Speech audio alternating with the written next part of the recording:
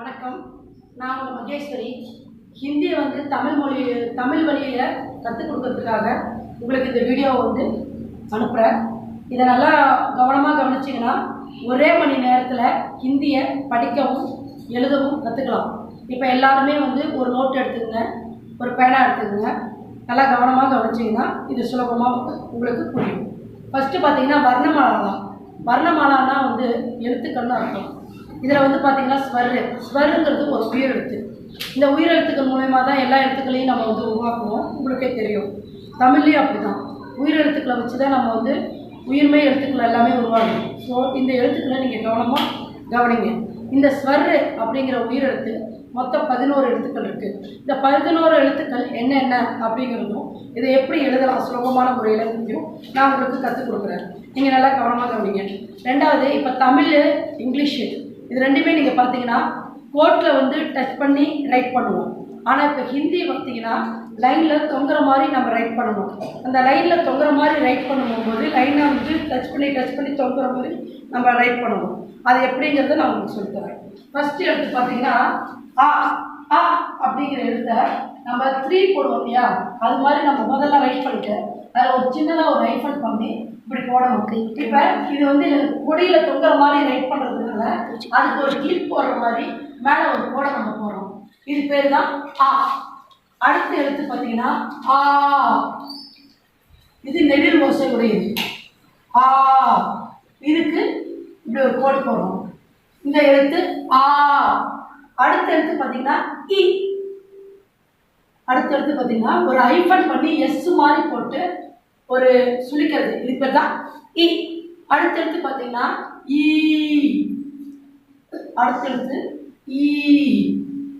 மேலே இதே மாதிரியே எழுதிட்டு மேலே ஒரு சி மாதிரி சின்னதாக ஒரு ஸ்ட்ரோக் போட்டோம்னா இந்த எழுத்து தான் ஈ. அடுத்த எழுத்து பார்த்தீங்கன்னா ஊ.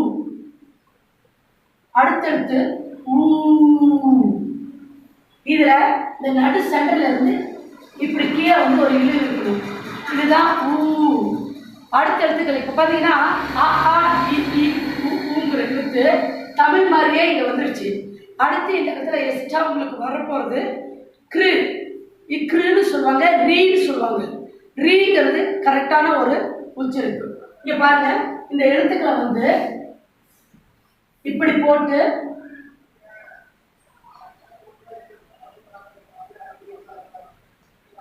இப்படியும் போடலாம், அல்லது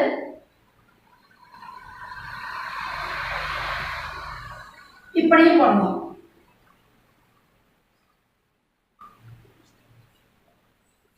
ரீ இந்த எழுத்தை ஒரு டிஃப்ரெண்டாக 3 மெத்தடில் போடுவாங்க. நீங்கள் உங்களுக்கு எப்படி சுலபமான முறையோ அதை யூஸ் பண்ணிக்கலாம். ஆனால் இதை உச்சரிக்கிறது ரீ சவுண்டு, ரீ, அவ்வளோதான். அடுத்த எழுத்து நம்ம எழுத போகிறது ஏ. ஏ சவுண்டு நெடில் சவுண்டு கொடுக்கணும். ஏ. அந்த ஏ எழுத்தை பார்த்தீங்கன்னா ஆக்காக்கில ஏ ஏ அப்படின்னு தமிழில் உயிரெழுத்துக்கள் இருக்கும். அதே இதில் ஒரே ஏ, ஓவுன்னு அதே மாதிரி ஓ ஓ அப்படின்னு தமிழில் இருக்கும். இதில் ஒரே ஒரு ஓ. இங்கே பார்த்தீங்கன்னா ஏ இப்படி போட்டுட்டு இந்த எழுத்து தான் ஏ. அடுத்து இதே மாதிரியே போட்டுட்டு மேலே ஒரு ஸ்ட்ரோக்கு போட்டால் இதுதான் ஐ. அடுத்து நம்ம ஆ போட்டோம் இல்லையா, அதே மாதிரியே போட்டுட்டு 1 ஸ்ட்ரோக் போட்டால் இது ஓ. அதே மாதிரி ஆ போட்டுட்டு டபுள் ஸ்ட்ரோக் போட்டால் அது ஆ. இப்போ உயிரெழுத்துக்கள் 11 எழுத்துக்கள் வந்துருச்சு. ஆ ஆ இ ஈ உ ஊ ரி ஏ ஐ ஓ ஔ. இதுதான் உயிரெழுத்துக்கள். இவ்வளோதான் உயிரெழுத்துக்கள்லாம். மொத்த எழுத்துக்களே 11 எழுத்துக்கள். இதில் பார்த்தீங்கன்னா ஆ இ உ இதெல்லாம் குறில் எழுத்துக்கள். இவையெல்லாம் குறில் எழுத்துக்கள். சவுண்டு குறில் நெடில்ங்கிறது தமிழில் நீங்கள் நிறையா படிச்சிருப்பீங்க. ஸோ இப்போ இந்த உயிர் எழுத்துக்கள் இருக்கிறது 3 குறில் இருக்கிறது. அடுத்து பார்த்தீங்கன்னா இது எல்லாமே நெடில் தான். ஆ இ உ ரி ஏ ஐ இவை எல்லாமே நெடில் எழுத்துக்கள். மொத்தம் எழுத்துக்கள் வந்து 11 எழுத்துக்கள். இது வந்து ஸ்வர் உயிர் எழுத்துக்கள் 11.